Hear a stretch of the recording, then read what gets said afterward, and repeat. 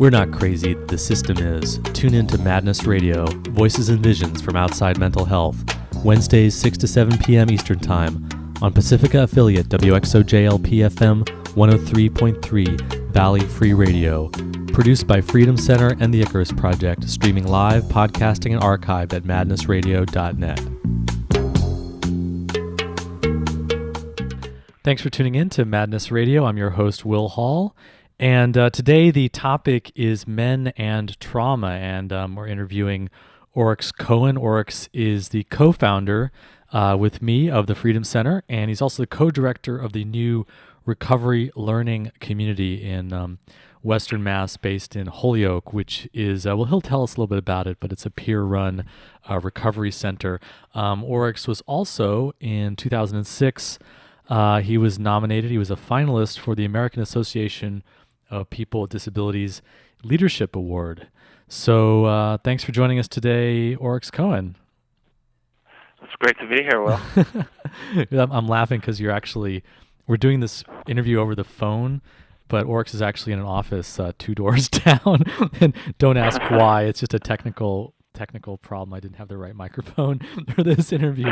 But so I know you've done a lot of work around men and trauma. You've given workshops and research, but I also know that you're a survivor yourself and have been in the mental health system. And maybe you can just start us off by kind of talking about men and trauma in the context of what brought you to this and why you're interested. Well, maybe the best way to start is with a definition of trauma.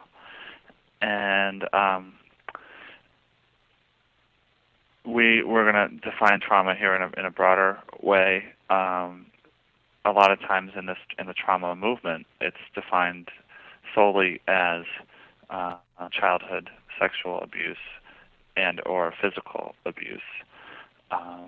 We're going to include a broader definition which encompasses all types of violence in people's lives that happen, and that would include in the war or wars, it would include witnessing a violent act, murder or whatnot, or a national trauma like 9/11 would be included in that definition of what trauma is. So in that respect, we are all trauma survivors, and we all experience trauma, and it's a part of our lives. And that's in no way to kind of discount the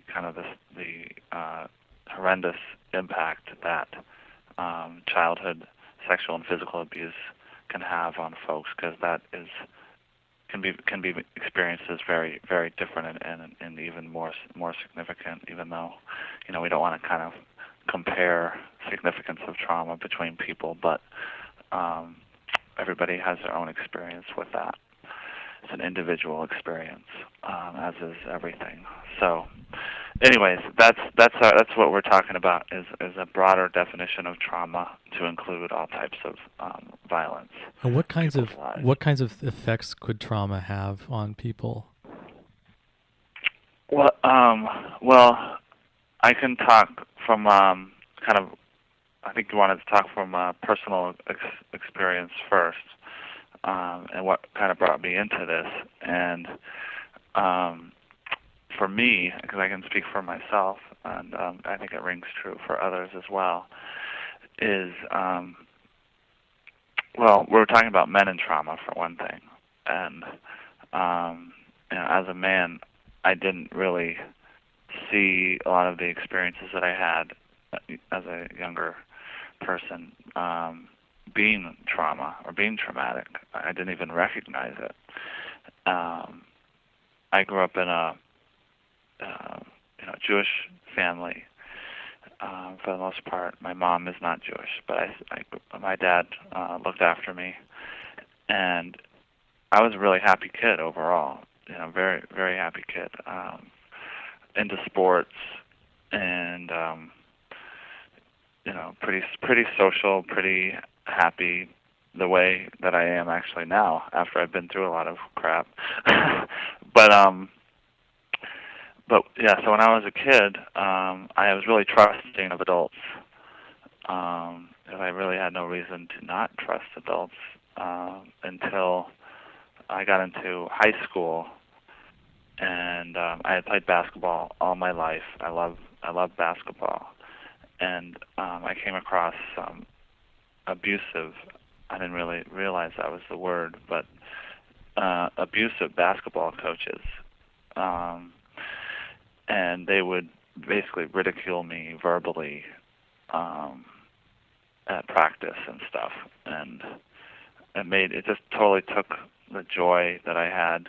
I would just wake up to play basketball. I would play like 10 hours a day. I would play every day.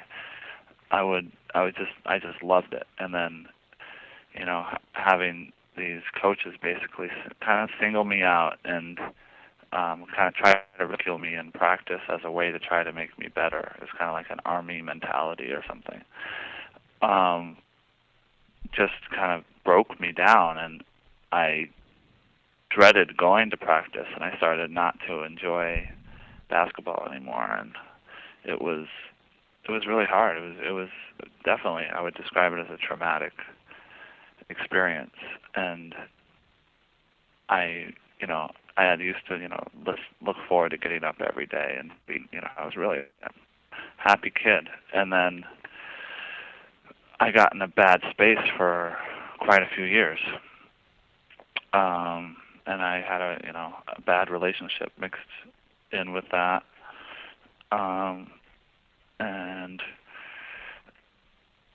so the effect on me was that I lost pretty much all of my confidence through that experience, combined with other experiences. But I think that was the focal experience, was having this. I always looked up to my coaches when I was growing up, and I looked up to adults, and here they were telling me all these things bad about myself that I internalized. So I don't have the experience with physical or sexual abuse, but I have experience with verbal abuse, which can be very damaging. And there's a recent study that looked at verbal abuse versus physical abuse. And it actually showed that in a lot of cases, verbal abuse can have even more significant impacts than physical, because it's getting at your brain, your mind, your psyche, how you feel about yourself. So that was really, really hard. And like I said, I didn't even recognize that as being traumatic or being abuse, because as a man, and we're talking about men and trauma, I think, and we're speaking in generalities, but as a man, we are taught that this type of behavior is okay, that we have to toughen up, that we have to get through it, grin and bear it. We don't talk about abuse in this way.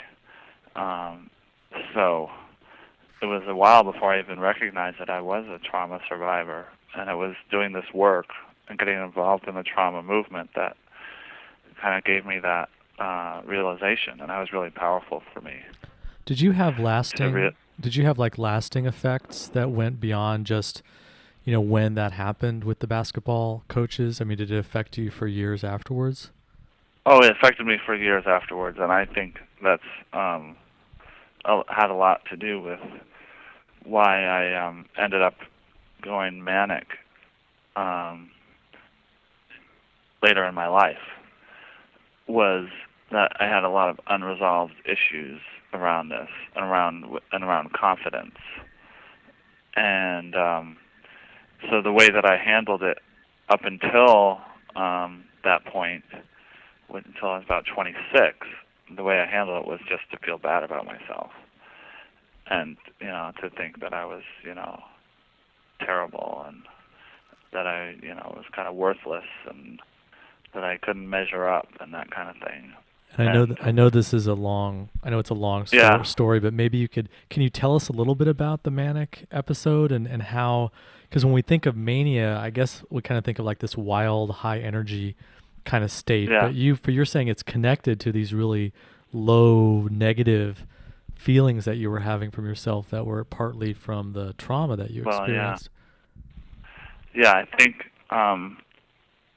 think all of these experiences have meaning, and we make meaning for ourselves, and we kind of recontextualize what happened. And what society tells us is that we're sick and that they're kind of meaningless experiences. But I think we can integrate these experiences into our lives. And what happened for me with Mania, and the way that I understand it now, is I got into a situation in graduate school when I moved out here from Oregon moved from Oregon to Massachusetts, and got into some stressful circumstances again where it would have been easy for me to kind of beat myself up and to say that I was, I was doing something wrong, and get into that kind of depressive state. But I think a lot of this happens on a subconscious level. On a subconscious level, I never wanted at that point, I was like done with feeling that way about myself, and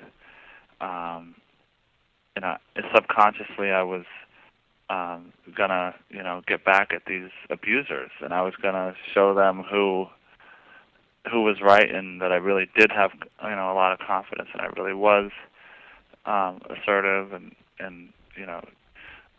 a powerful person.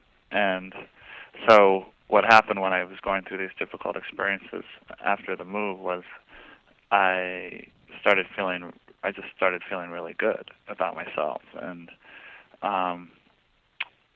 it was a little bit off because I think anytime you go through a manic experience, there's something a little bit off about it.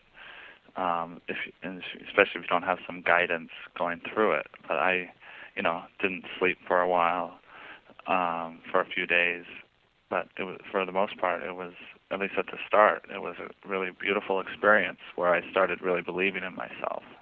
And I started believing in the beauty of the world and seeing how everything was connected.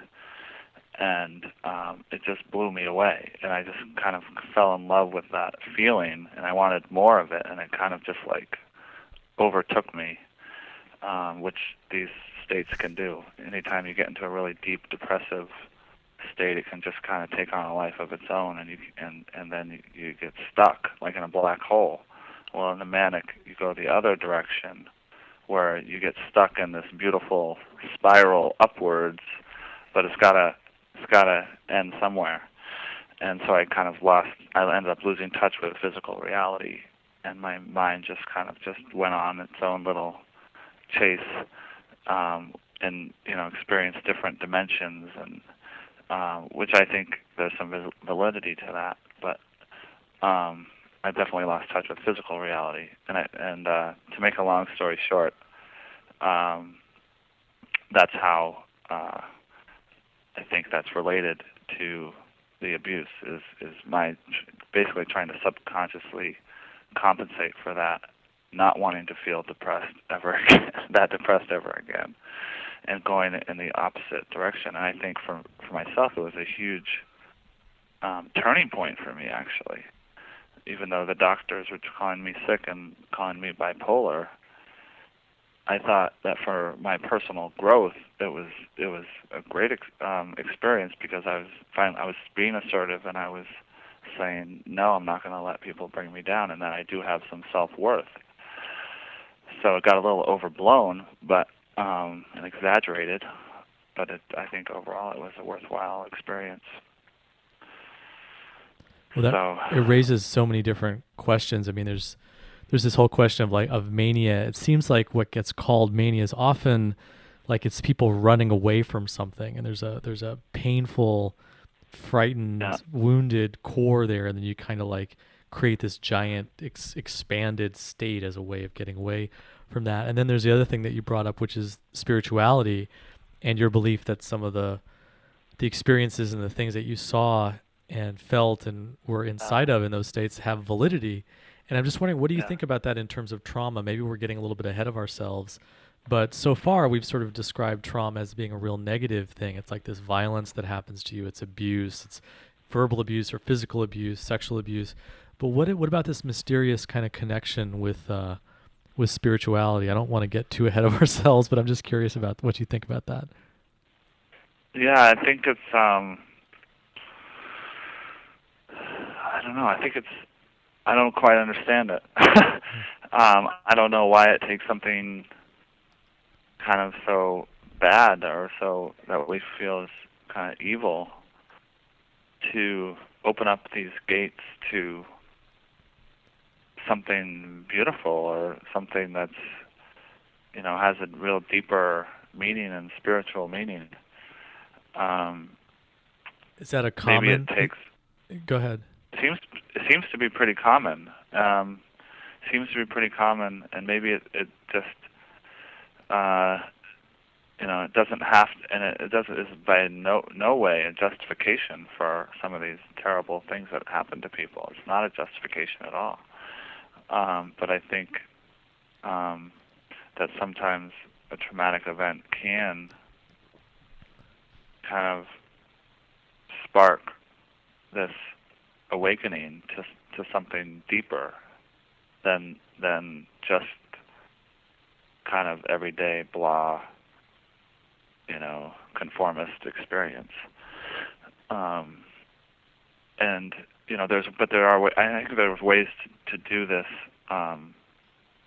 more thoughtfully, rather than causing so much pain in people's lives.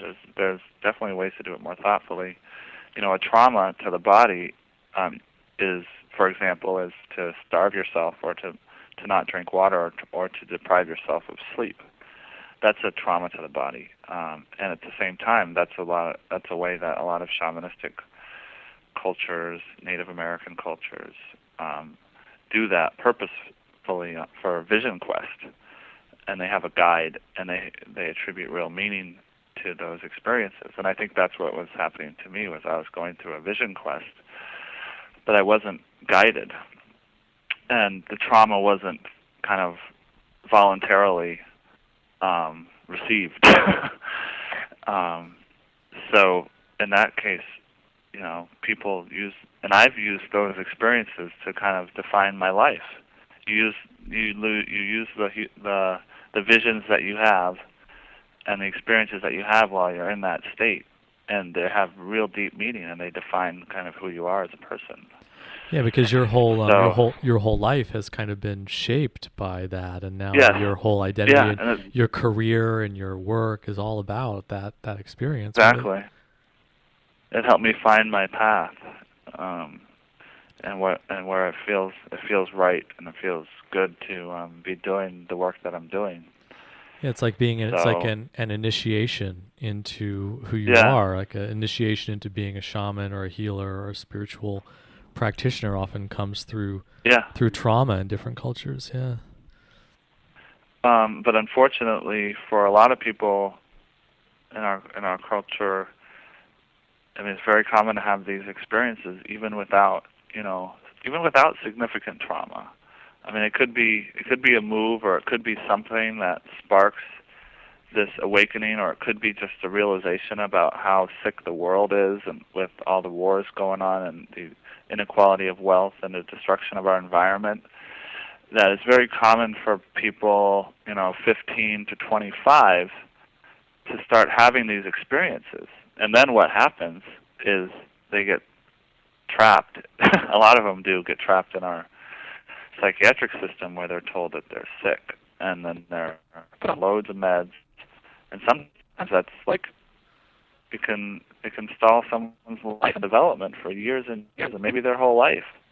They become this over-medicated mental patient, and that happens over and over and over again, and our society allows it to happen. So what are some of the, sort of bringing it back to the focus of what we're trying to talk about, is what are some of the things that men in particular face in the whole context of dealing with trauma? Like, do you think it was harder for you to recover as a man going through that? I think, men in trauma, there's a few, I think, general issues, and again, these are generalities. But one thing is that we don't recognize trauma. We don't recognize that it is for what it is. I think it's, life, or or that we should be tough and not even, it shouldn't affect us. We shouldn't cry. We shouldn't react to violence. It, you know, we need to have this exterior. So then what happens is that we're not in touch with our bodies. We're not in touch with, the physical sensations that life experience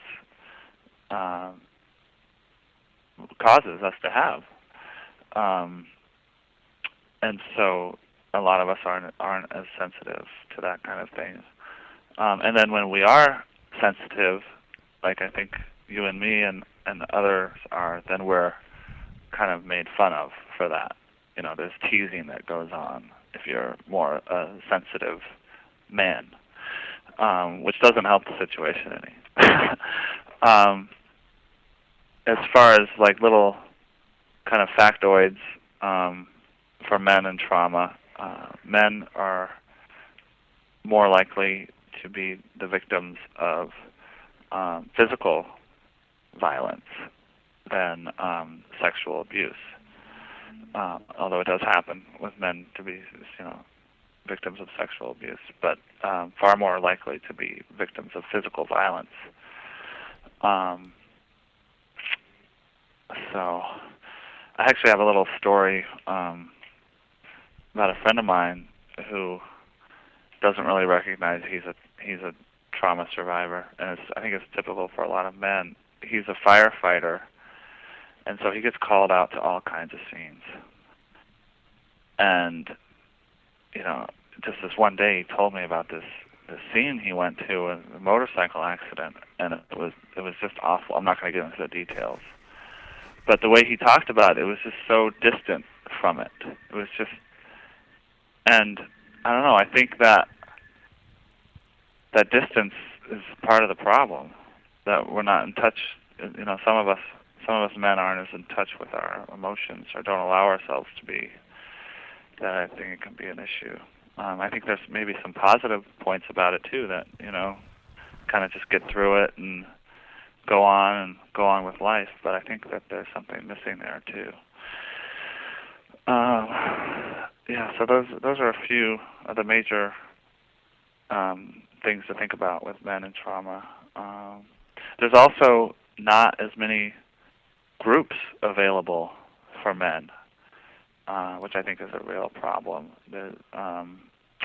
Because so often men are looked at as the perpetrators of violence, that we don't get together in groups as much as women do and process these things.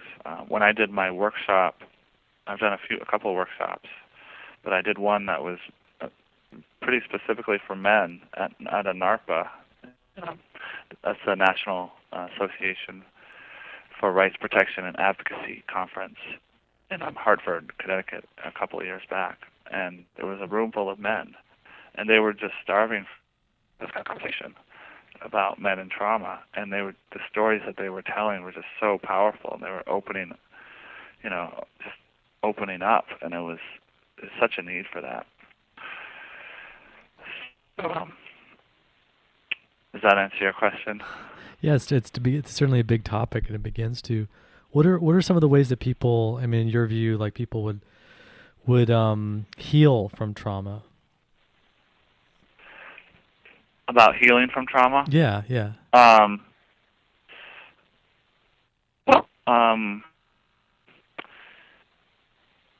have a nice handout on that, Will.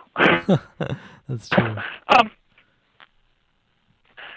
Well, I think a lot of other things in this recovery movement that we're having, our healing movement, our wellness movement, that a lot of it is individualized.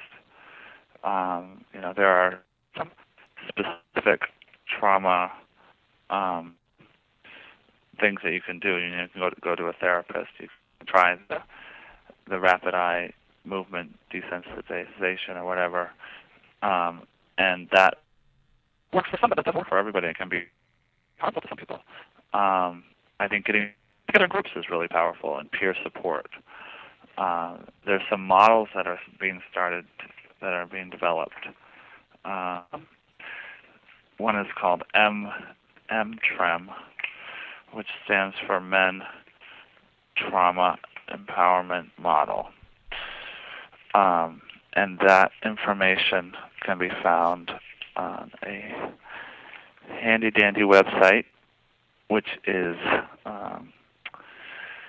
www.communityconnectionsdc.org. That's DC as in District of Columbia. communityconnectionsdc.org in their publications section.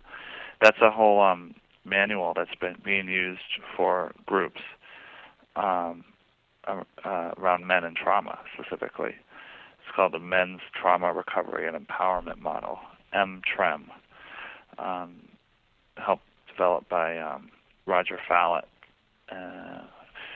who is a doctor who is very doing a lot of great work in this area. There's another model called the Atrium model, which was developed by Dusty Miller, which stands for Addictions, Trauma, and Recovery, and then a bunch of other things. But it's another trauma model that can be used in groups. So you might want to just look up Atrium, ATRIUM, and Google Dusty Miller to get more information about that. Those are some kind of trauma-specific groups that can be done. But I think peer support is just huge. Just knowing that other men have been through this, and healing usually happens very gradually. And first, becomes the recognition that you are a trauma survivor, and then that's and that it's not your fault. You're not responsible, and that you can do. There's a menu of things that you can do.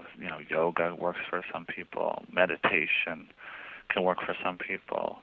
Acupuncture, grounding techniques that help get us back into our bodies and feeling grounded, because we tend to dissociate when something reminds us of the trauma or triggers the trauma. So grounding exercises can be very, very helpful, or focusing exercises.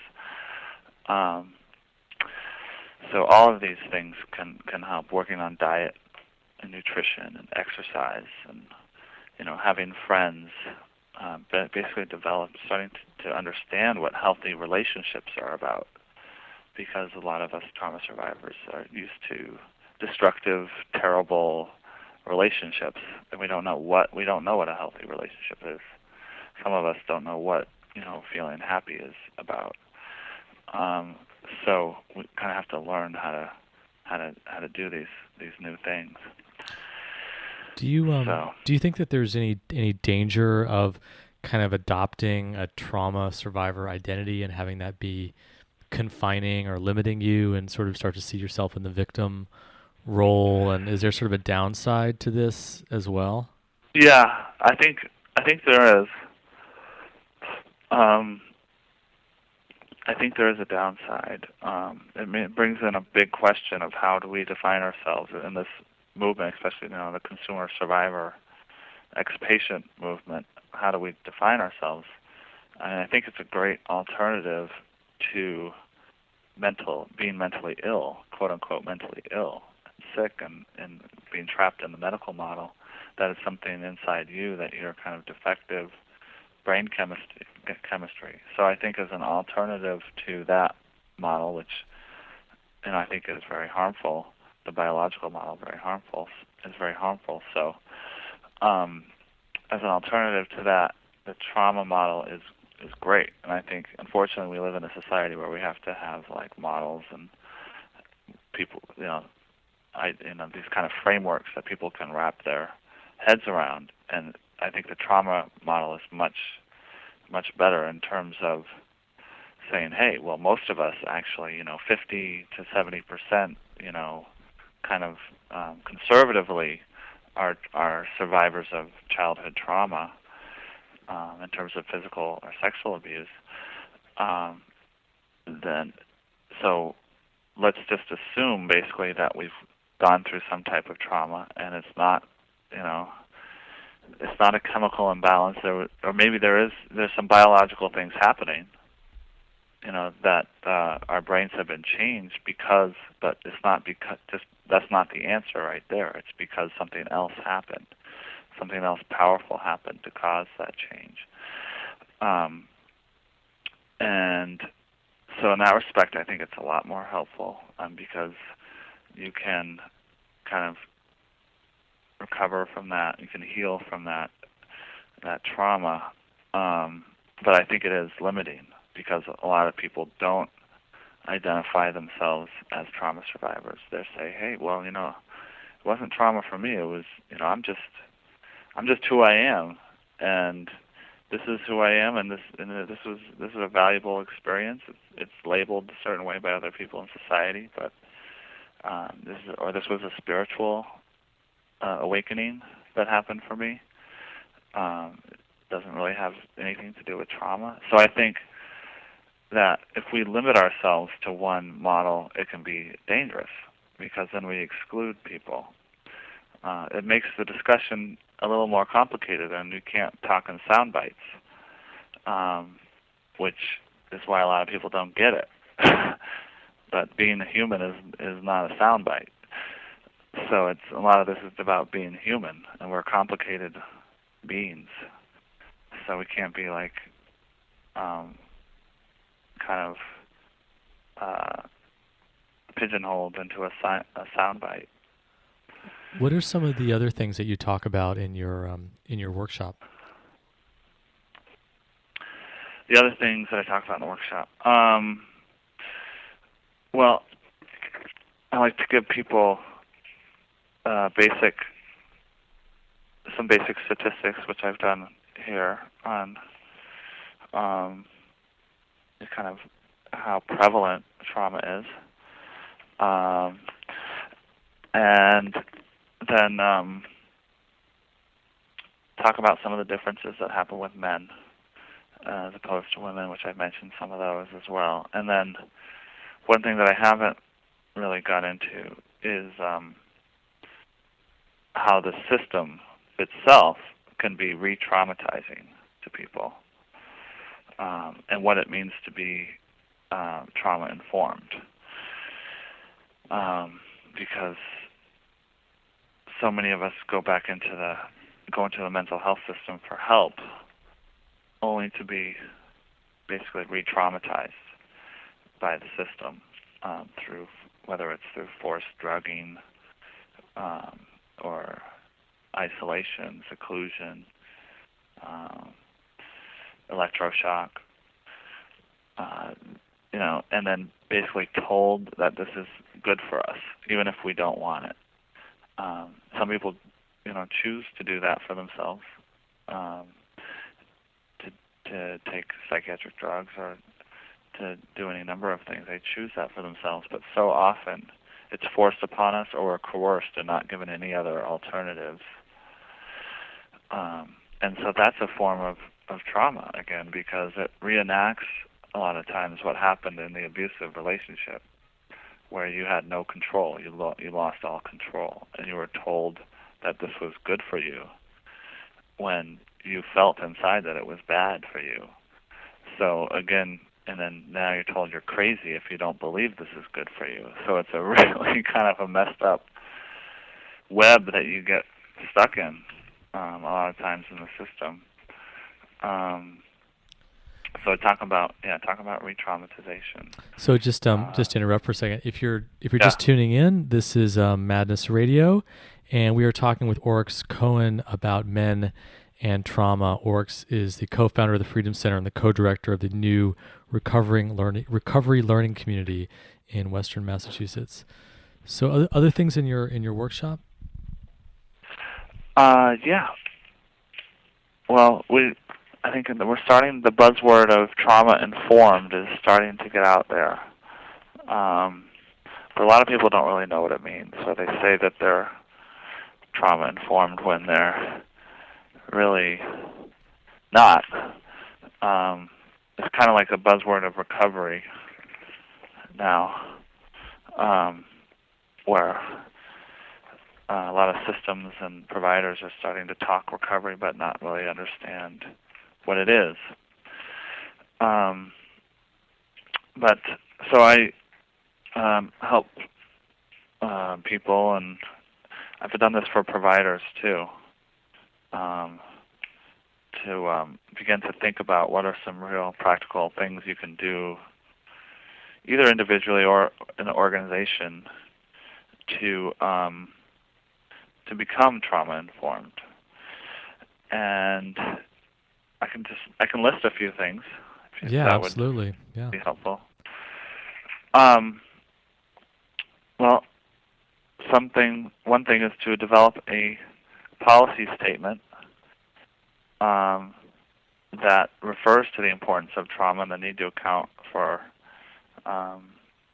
person's lived experience with trauma in service delivery if you're an organization.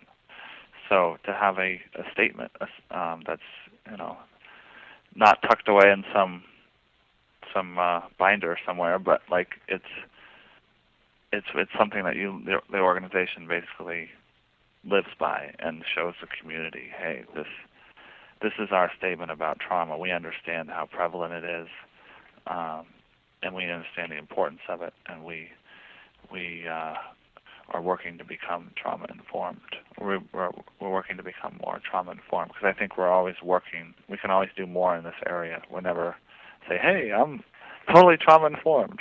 It's a very complicated issue, and so we can always work to be better. So other things,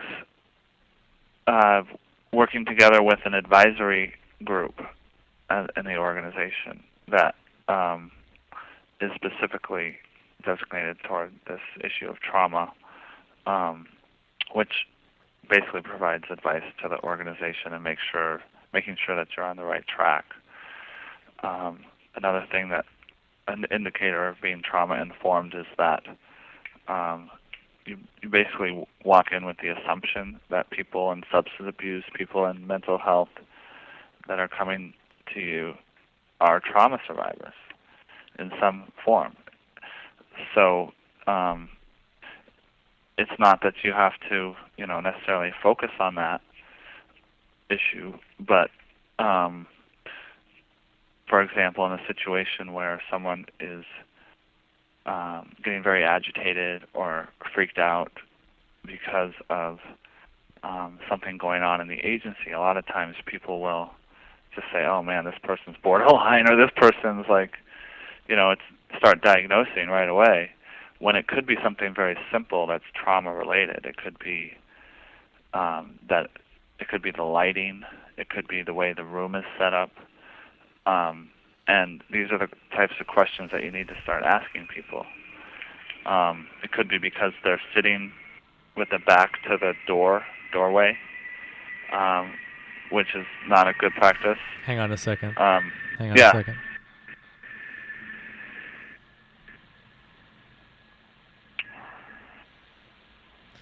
La la la la la. Can you? On roll. Yeah, just back up and repeat it. That's good. Okay. Where did you lose me? I just when the plane started. So. Oh, when the plane started. Okay, so I was talking about if a client or someone you serve is coming in and they're kind of reacting very strongly to something and shouting or getting very defensive. A lot of times it's so quick to label, borderline or they're having a psychosis or whatever it is, rather than assuming that this something may have triggered a traumatic, something from a trauma experience, and to ask, basically ask questions, to be with people. Sometimes it gets pretty subtle because it can be the presentation. If you're presenting as an authority and a clinician and you know what's best for the person, that can be triggering and totally freak people out. So it takes a lot of training. So that's another thing that organizations can do, is that you're willing to attend trauma training and learn kind of a different way of interacting with people.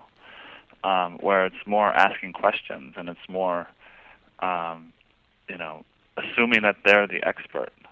People are the expert on themselves. And it could be simple things within the environment, like I had mentioned earlier, the lighting, or how the room is set up, or if people are sitting with their back to a door, which can be a bad thing for trauma survivors. And other indicators that an organization is trauma-informed is that administrators make basic resources available in support of trauma-informed service modifications like I was talking about. So they're willing to notice changes need to be made to the environment and spend the money on that. Get the correct lighting. Make the place feng shui. Make it inviting. So that it doesn't just look like another institutional, like mental health agency or hospital. Exactly. Yeah. Exactly. Like what we're trying to do here at the RLC. We're trying to be as trauma informed as we can be, so maybe it's a good time to talk about what I'm doing now a little bit. Yeah, that sounds great. So what's this RLC thing all about? Well, it's called the Recovery Learning Community, and it's based on years of activism from the consumer survivor ex-patient movement to get some peer-run services funded by the state. And we're actually victorious in that. And this is the first year that we've had this recovery learning community in Massachusetts. It's in 3 different areas. We have one in Western Mass, and I'm a co-director with Sarah Davidow of this recovery learning community. And we're here today actually doing this interview. Will is in our computer lab. We have a resource center. It's a beautiful computer lab with a view of a park. And all kinds of cool programs on the computers there as a resource for people. It's all peer-run. The focus is on recovery and wellness, and that's defined by the person again. We have a library at the center with all kinds of awesome books and magazines on recovery from a variety of perspectives, not only recovery, trauma, and substance use, and some fun books and videos, just because we need to relax and not think about this all the time and have fun. And then we're having groups, we're having activities here, yoga, having an art group doing a collage. It's called Soul Collage. It's going to be happening here. We're planning on having a Hearing Voices support group for people to have a peer group to talk about the experiences they're having. We want to have other peer support groups. We're going to have a movie night. And we're basically a network of all the peer-run organizations in Western Mass, which there aren't a whole lot of. The Freedom Center is probably the biggest and the most well-known and the most effective in Western Mass. But Freedom Center is a big part of the network, and there's other groups such as the Anchor House of Artists and the Women's Centers in Franklin County that are involved. So our job is to help support what's already going on and to find what's needed and to plug in where we can. And it's been really exciting so far, even though we're so brand new. Yeah, what I really like about it, just the atmosphere coming into the office. It's not a bureaucratic office, institutional professionals. There are no bosses hanging around. There's no managers. There's no like hierarchies. It's really a collaborative thing. I mean, there are co-directors and there is staff, but it's a much more egalitarian and humane community kind of environment than you'll find at pretty much any other mental health agency. I mean, probably in the state. I mean, it's a pretty unique kind of vibe. I don't even think you could call it a mental health agency. It's really part of it. It's a movement. No, it's a community center, and it's a movement here that's happening. Yeah, the word community is really intentional. Is that we're trying to build community, and in the way we set up the space, we're trying to be as trauma informed as we can be, and make it more of a home-like environment. So we have beautiful couches. We have wonderful artwork that's up. Our decorator Janice Sorensen just did a fabulous job with it. Then we have kind of an open space where people can just hang out, with a refrigerator and eat and talk, and it's really casual. Yeah, I know that the Western Mass Department of Mental Health office where they have run, I mean, I know they have a consumer survivor ex-patient affairs office, and they have programs for ex-patients. Well, actually, they don't have that anymore. I don't. Oh, they don't. Think. Oh, it's got abolished. Okay, well, I know that they did. Yeah. And the thing is that the entire office is in the old Northampton State Hospital building. Yeah. So I would get invitations to come to meetings, to come to events, and they would expect me to go into a building that has bars on the windows that is and then I'm supposed to act like this is just normal, and of course if I'm going to say anything about it, oh, you're being too sensitive, or you're being too political, or that's really dogmatic. But no, actually it's real. Institutional violence is real, and the memories are real. And so Oryx you're talking a lot about the environments that we're in and being aware of things like lighting and but this is really a big part of what being a psychiatric survivor is about, is having those memories of that institutional confinement constantly haunting you. And if you want to get services or you want to get help, you don't want to go into some place that reminds you of how it used to be when you were locked up. And I think that if people might be hesitant about the recovery learning community, but I encourage you to just come and check it out, and you'll realize that this is not another pharmaceutical / mental health system front posing as recovery. This is a different kind of thing. It's a real authentic effort at healing and recovery. And I think it's going to be, I mean, maybe you can tell me this, but do you think this is really going to be like a pioneer for the rest of the state and the rest of the country for the way that these kinds of programs ought to be created and run? I hope so. Yeah, we're really trying to do it ground up, grassroots. See what people are missing in their lives, and try to help do it. We don't have a lot of time, but can you talk about the guiding council, because I think that's a really remarkable process that the recovery learning community went through to come into existence. So tell us about that. The guiding council was formed with the help of Empower, which is our statewide consumer survivor organization, and people are starving for this type of thing, and the guiding council is basically a group of consumer survivors who came together to guide this process of developing the recovery learning community. And we had, probably 60 people in total be a part of it. There's 25 regulars who are part of this guiding council. So it's an active council, and they have really shaped what we're all about. We don't do anything major without their approval. Like, they basically helped us pick the spot where we're in now is with the Resource Connection Center. So it's helped us form the direction. Yeah, it's run democratically and helped hiring. I mean, everything.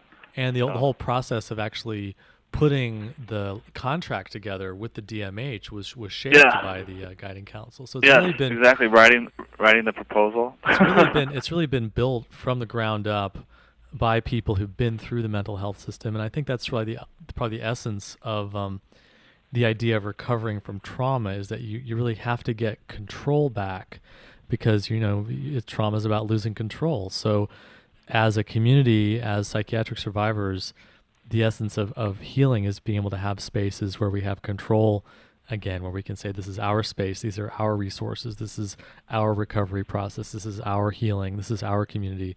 And that, I think, it's something that's been happening at the Freedom Center, and now it's happening with the recovery learning community. So, Oryx, we don't have that much time. We're about the end of the show, Yeah. and I was just wondering if Probably people wrap up. people wanted to get in touch with you and to find out more about the RLC. How would they do that?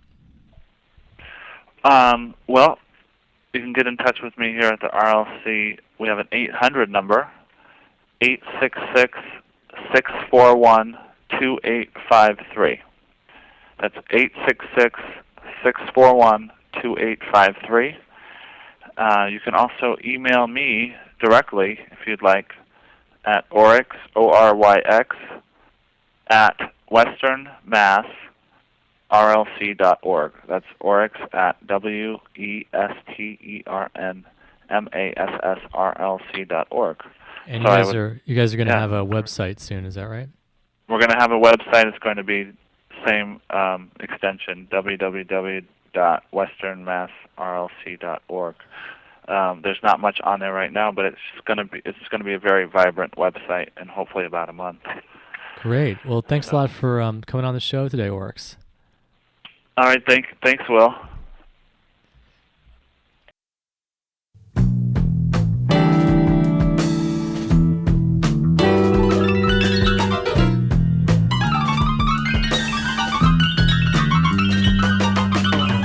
You've been listening to Madness Radio, Voices and Visions from Outside Mental Health. Madness Radio is broadcast every Wednesday, 6 to 7 p.m. Eastern Standard Time on Pacifica affiliate WXOJ-LP-FM 103.3 Valley Free Radio in Northampton, Massachusetts. For our live internet stream, podcasting, show archives, and more, visit madnessradio.net. Madness Radio is co-produced by Freedom Center and the Icarus Project. For more information, check out freedom-center.org and theicarusproject.net. For more mental health radio, listen to the News Hour from mindfreedom.org, Wednesdays, 4 p.m. Eastern Standard Time. If you have an idea for a story or guest on Madness Radio, or you just want to share what's in your head, contact us at radio@madnessradio.net.